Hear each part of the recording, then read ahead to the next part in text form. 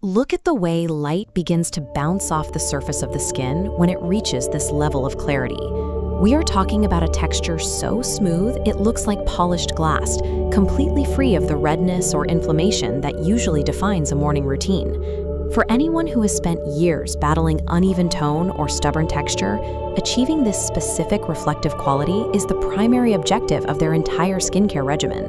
It is the result most of us are chasing every time we try a new product. But most of the time, that chase leads to a very specific kind of frustration. You likely have a collection of expensive bottles in your bathroom right now, serums that cost more than a week of groceries that promise to deliver these exact results. We buy into the prestige of the packaging and the complexity of the ingredients, yet weeks later, the bottle is half empty and the skin looks exactly the same. It is an expensive cycle of hope and disappointment that makes people look for an alternative that actually works without the luxury price tag. That collective exhaustion is exactly what propelled the DIY rice water mist into the stratosphere of social media. On paper, it makes perfect sense. A traditional beauty secret used for centuries, now accessible for the price of a bag of grain. The videos make it look effortless. Just soak, spray, and watch your skin transform. It's a 10-second tutorial that promises to replace a $100 routine, and that's exactly why it racked up hundreds of millions of views across every platform. But there is a massive disconnect between the clips you see on your phone and what is actually happening in medical clinics. While the internet was celebrating this as a breakthrough, dermatologists started seeing a pattern they couldn't ignore. They began reporting a surge in patients arriving with severe, painful breakouts and compromised skin barriers. The common denominator among these cases wasn't a lack of expensive products. It was the fact that these patients had all started using a homemade rice water spray. The problem here isn't that the rice itself is a scam. The ingredient has a long history of documented benefits. The failure happens because the viral version of this method has been completely stripped of its scientific requirements. Most people are following a recipe that is biologically incapable of helping their skin, and in many cases, they are unknowingly creating a liquid that is actively harmful. Understanding the chemistry is the only way to avoid becoming another statistic in a dermatologist's office. To understand why the viral version fails, we have to look at the difference between a simple soak and a true chemical extraction. Most people assume that if the water looks cloudy, it must be full of nutrients. But in reality, that cloudiness is just loose surface starch. To get the actual benefits, we need to pull specific compounds out of the rice into a state where our skin can use them. Without that transition, you're just putting starchy water on your face. This is a cross-section of a single grain of rice. If we look deep inside the internal cellular matrix, we find a specific carbohydrate called inositol. In a clinical setting, inositol is known for its ability to regulate sebum and improve the elasticity of the skin. It is the specific compound responsible for that smooth, refined texture everyone is looking for. However, as you can see in this diagram, these molecules are locked tightly within the structure of the grain. They don't just fall out because they touched water. This is what happens when you use unfermented rice water. Even if you manage to get some inositol into the liquid, the molecules remain in a raw, complex state. As this diagram shows, when those large molecules hit the rigid barrier of human skin, they're too bulky to penetrate the surface. They sit on top of the skin or get repelled entirely. This is why a 15-minute soak feels like it does nothing, because on a molecular level, nothing is actually getting inside your pores. The only way to change this is through fermentation. This biological process uses enzymes to break down those internal bonds within the rice. As the fermentation progresses, it converts the complex nutrients into a bioavailable form. Look at how the molecules change in the diagram. They become smaller and more compatible with our skin's natural chemistry. This allows the inositol to actually pass through the barrier and begin working on the deeper layers of the tissue.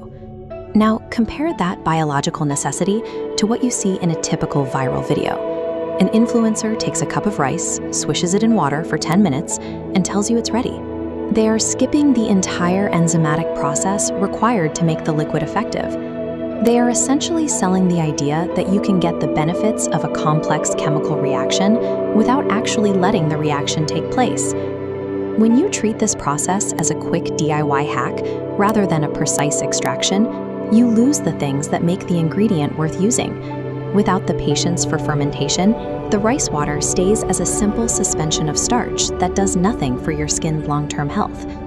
If you want to actually see results, you have to follow a specific 4-step protocol. This isn't about being fancy, it's about safety and chemistry. By following these steps, you can ensure you are extracting the maximum amount of inositol, while keeping the liquid free from the contaminants that cause the breakouts dermatologists are worried about. The first 2 steps are your foundation. You must start with an aggressive initial wash. This isn't the water you keep, this is the water you throw away. You are rinsing the grains to remove surface pollutants, dust, or any residual pesticides from the processing plant. Once that is done, you move to the second step, a long soak in distilled water. Distilled water is vital here because tap water contains minerals and chlorine that can interfere with the fermentation process we are trying to start. Step 3 is the most critical part of the entire process. This chart illustrates the delicate balance we have to maintain. The green line shows the nutrient activation, the inositol becoming bioavailable, which happens steadily as the rice sits at room temperature. For the first 12 to 24 hours, the red line, representing harmful bacterial growth, remains low. This is your window of safety. But watch what happens if you leave that jar on your counter for too long. Once you pass that 24-hour mark, the environment becomes too acidic and the red line spikes. Bacteria and wild yeasts begin to multiply at an exponential rate. If you spray the liquid on your face at this point, you aren't applying a beauty treatment. You are applying a concentrated dose of pathogens that can lead to infections and cystic acne. This is why the 4th step is non-negotiable: temperature control. As soon as you hit that 24-hour mark, you must strain the liquid and move it into the refrigerator. The cold temperature acts as a biological brake, slowing down the bacterial growth while preserving the nutrients you've just activated. Your success with this method depends entirely on your ability to manage this timeline. If you are disciplined with your timing and your storage, you can produce a liquid that supports your skin. If you are careless, you are likely to end up with a skin infection. Before you start, we have to look at the realistic timeline for physical change. This graph shows the rate of skin improvement over a full 30-day cycle. Biological processes like cellular turnover don't happen in an afternoon. You might feel a slight softness by day 14, but the significant changes in texture and tone only become visible as you approach the 1-month mark. This is the pace of actual biology. The videos on your feed show a vertical spike, the idea that you can wake up tomorrow with a brand new face. That expectation is a setup for failure. When people don't see that impossible result within 48 hours, they assume the method is a scam and stop doing it. They abandon the routine right as the nutrients are actually beginning to integrate with their skin cells. There is one final step that determines whether this mist actually stays in your skin or just evaporates into the air. Most people make the mistake of spraying their face and then just walking away. To get the most out of the inositol, layer the mist with a humectant, such as a glycerin-based serum or a hyaluronic acid. Water naturally wants to leave the skin through evaporation. If you don't provide a seal, the rice water will lift off the surface, often taking your skin's natural moisture with it. By applying a humectant on top, you create a physical barrier that holds the fermented nutrients against the skin, ensuring they have the time they need to be absorbed deeply into the tissue. Meaningful changes in your skin are the result of understanding these small chemical details. It's not about finding a hidden shortcut or hack. It's about applying the basic principles of biology to your daily routine. If you found this breakdown helpful, please share your thoughts in the comments and subscribe for more deep dives into the science of beauty. I'll see you in the next video. To understand why the viral version fails, we have to look at the difference between a simple soak and a true chemical extraction. Most people assume that if the water looks cloudy, it must be full of nutrients. But in reality, that cloudiness is often just loose surface starch. To get the actual benefits, we need to pull specific compounds out of the rice and into a state where our skin can use them. This is a cross-section of a single grain of rice. If we look deep inside the internal cellular matrix, we find a specific carbohydrate called inositol. In a clinical setting, inositol is known for its ability to regulate sebum and improve the elasticity of the skin. It is the specific compound responsible for that smooth, refined texture everyone is looking for. However, as you can see in this diagram, these molecules are locked tightly within the structure of the grain. They don't just fall out because they touched water. This is what happens when you use unfermented rice water. Even if you manage to get some inositol into the liquid, the molecules remain in a raw, complex state. As this diagram shows, when those large molecules hit the rigid barrier of human skin, they are too bulky to penetrate the surface. They sit on top of the skin or get repelled entirely. This is why a 15-minute soak feels like it does nothing, because on a molecular level, nothing is actually getting inside your pores. The only way to change this is through fermentation. This biological process uses enzymes to break down those internal bonds within the rice. As the fermentation progresses, it converts the complex nutrients into a bioavailable form. Look at how the molecules change in the diagram. They become smaller and more compatible with our skin's natural chemistry. This allows the inositol to actually pass through the barrier and begin working on the deeper layers of the tissue.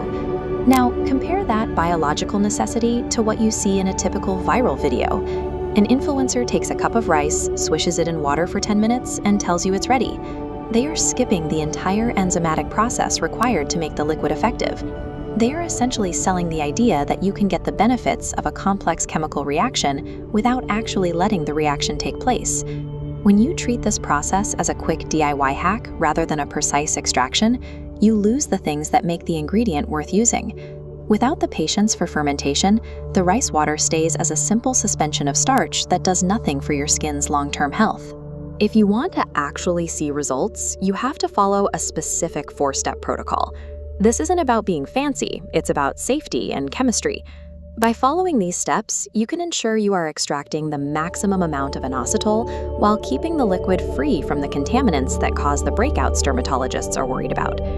The first 2 steps are your foundation. You must start with an aggressive initial wash.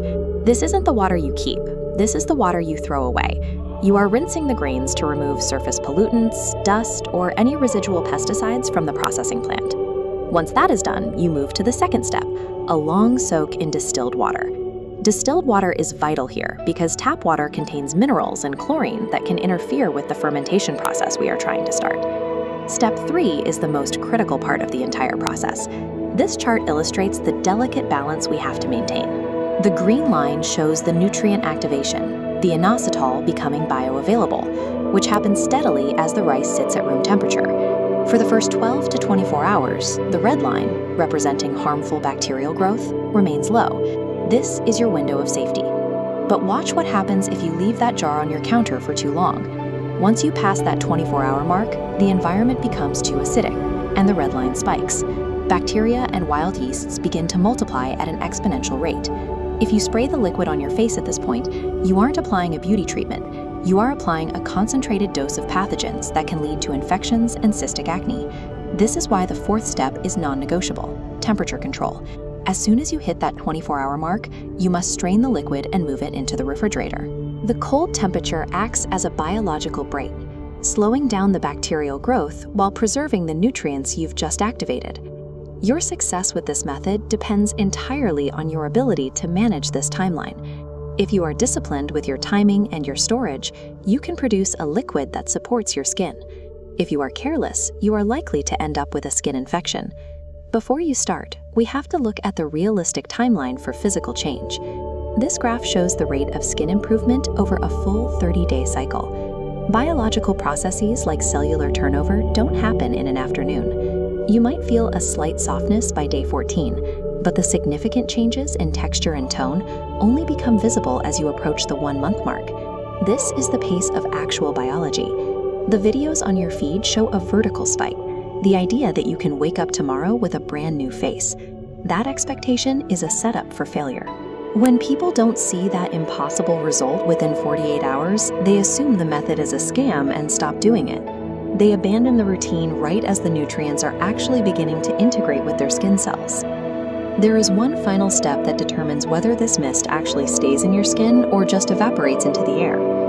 Most people make the mistake of spraying their face and then just walking away. To get the most out of the inositol, you should layer the mist with a humectant, such as a simple glycerin-based serum or a hyaluronic acid.